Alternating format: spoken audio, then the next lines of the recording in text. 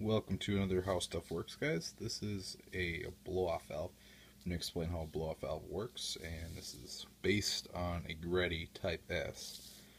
Okay, you have your blow-off valve right here, and you have your intake. When your turbo is creating boost, there's pressure inside this intake, and when your throttle body right here, that's normally open when you're giving it throttle to make boost. If you close that, where's this pressure going to go? It's going to go back out the turbo, and that makes the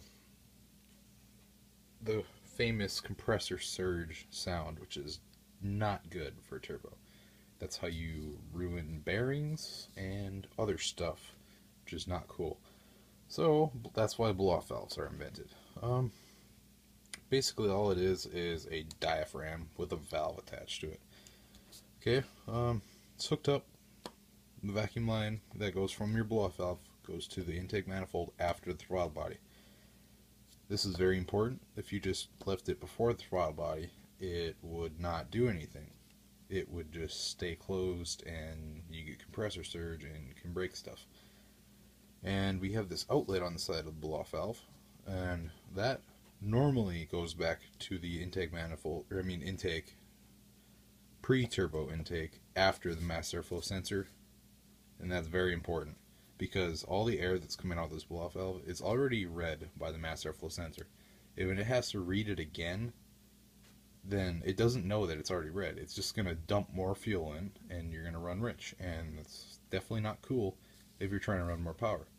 So basically, this is the standard way it's run in back into the intake before the turbo, and that applies for most cars. Some cars are actually vented, and that is because they don't have a mass airflow sensor. They have a map sensor or speed density or something of that kind, so they don't have to route it back. They just leave it open and it's louder that way. But anyway, here's the pressure. Here's, just imagine the intake here. Here's the boost for the pressure, and say throttle body closes and your vacuum goes sky high.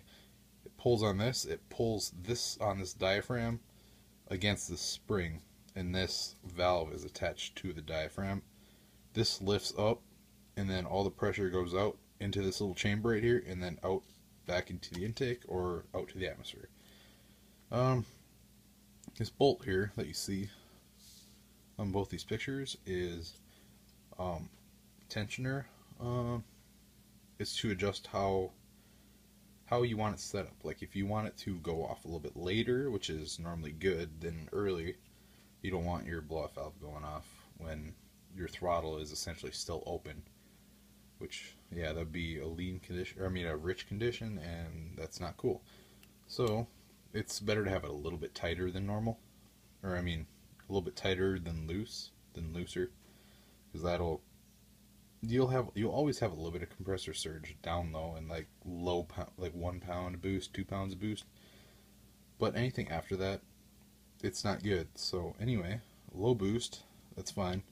It opens up and then it lets it rush out.